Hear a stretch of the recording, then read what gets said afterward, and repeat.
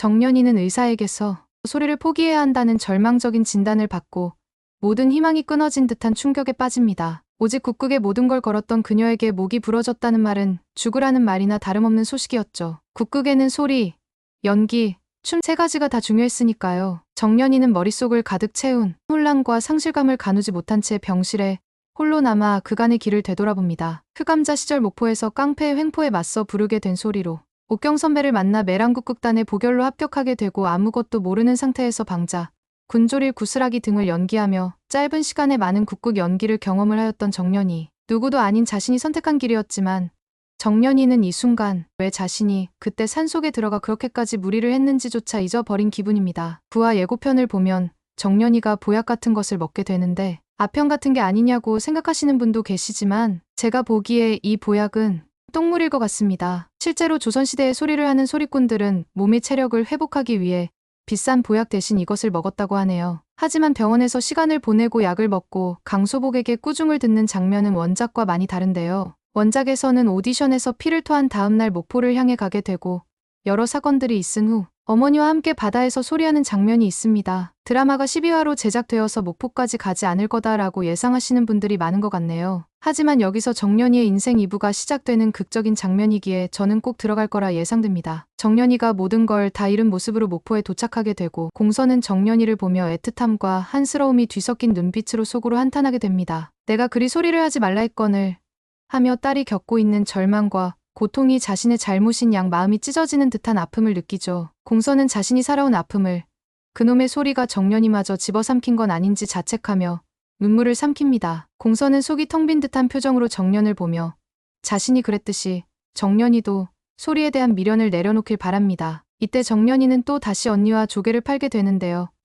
다시 흑감자가 된 정연이를 우체국에서 일하는 청년이 정연이를 좋아하게 되면서 정연이가 파는 조개를 다 사주게 됩니다. 그리고는 여성국극을 같이 보자며 정연이에게 데이트 신청을 하는데요. 여성국극 소리에도 정연이는 들은 채도 하지 않고 집으로 가버립니다. 우체국 청년은 이 많은 조개를 어떻게 처분할까요? 집에서는 엄마 최공선이 이제 목포에서 살게 되었으니 학교에 다닐 맘이 있는지 아니면 공장을 다니던지 조개를 다 사준 우체국 청년과 결혼을 하는 건 어떠냐며 질문하게 되고 정연이는 다 보내주면 간다고만 합니다. 국극을 할 때가 제일 즐거웠던 정연이는 국극을 떠나면서 삶의 목적을 잃어버리게 된 것 같습니다. 목포로 돌아온 정연이는 그저 흘러가는 대로 살아가고 싶은 마음뿐인 것 같습니다. 이를 보고 채공선은 소리, 그것은 나와 정연이에게는 저주여라며 한탄을 하게 됩니다. 소리는 채공선에게 있어 모든 것을 앗아간 저주인 것입니다. 이제 그 소리는 정연이에게서도 모든 걸 뺏어간 저주가 되었습니다. 이때 원작에서는 매랑국극단 단장 강소복과 정연이의 절친인 부용이가 찾아오게 되며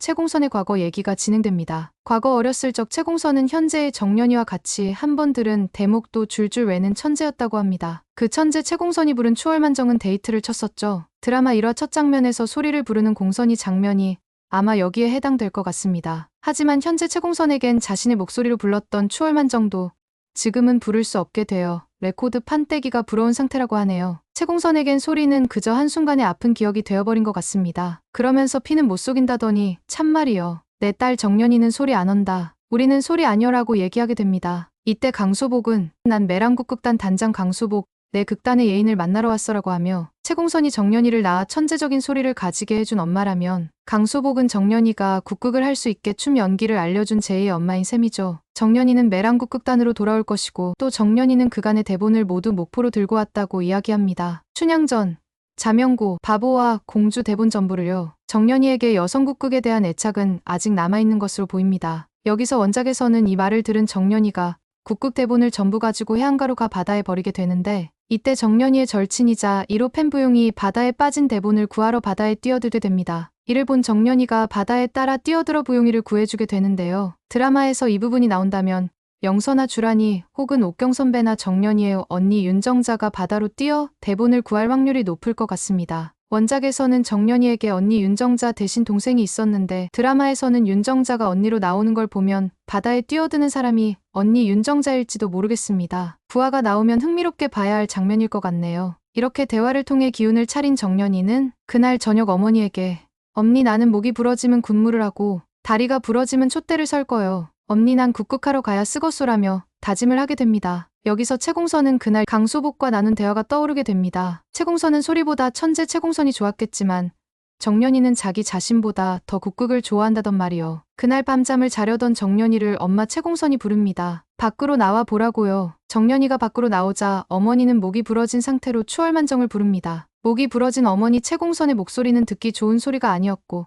채공선은 정연이에게 정연아 엄마 소리가 어떠냐냐고 물어봅니다. 정연이는 어머니에게 좋던디요라고 대답하고 채공선은 정연이에게 니는 엄니 레코드도 안 들어봤냐? 서울로 다녀왔구나라고 얘기합니다. 그러자 정연이는 참말이란께요 라고 하며 목소리가 갈라져서 그러는가 본디 엄니 소리엔 눈물이 있어야 천재 소리공으로 듣진 않았네잉 이라고 대답합니다. 채공선은 여기서 과거 자신이 도망쳤던 이야기를 하게 됩니다. 목 부러지고 나니께 겁이 팍 나불어야 천재 아닌 나를 누가 좋아하겠냐? 다 날 버릴 것 같아. 천상님도 소복이도 기주 언니도 그래서 도망왔다. 너희 아버지 손 붙잡고 역거정이라고 얘기합니다. 그리고는 정연이에게 넌 무섭지 않냐잉? 이라고 질문합니다. 이를 들은 정연이는 무섭지라 라고 대답하며 어머니 채공선의 손을 꼭 잡고서는 무서워서 나도 엄니 손 붙잡고 갈라고요.